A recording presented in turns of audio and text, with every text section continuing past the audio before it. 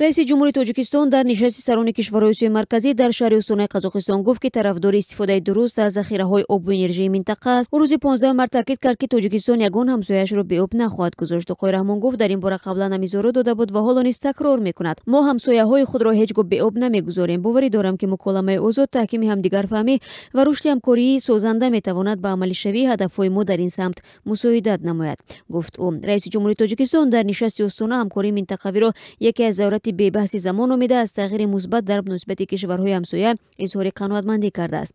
дар гузашта истифода аз захоири оби минтақа аз баҳси умдаи раҳбарони кишварҳои Осиёи Марказӣ буд. Ӯзбекистону Қазоқистон пайваста аз Тоҷикистону Қирғизистон интиқод мекарданд, ки бо сохтани нирӯгоҳҳои бузург мехоҳанд кишварҳои поёнобро ташналаб гузоранд.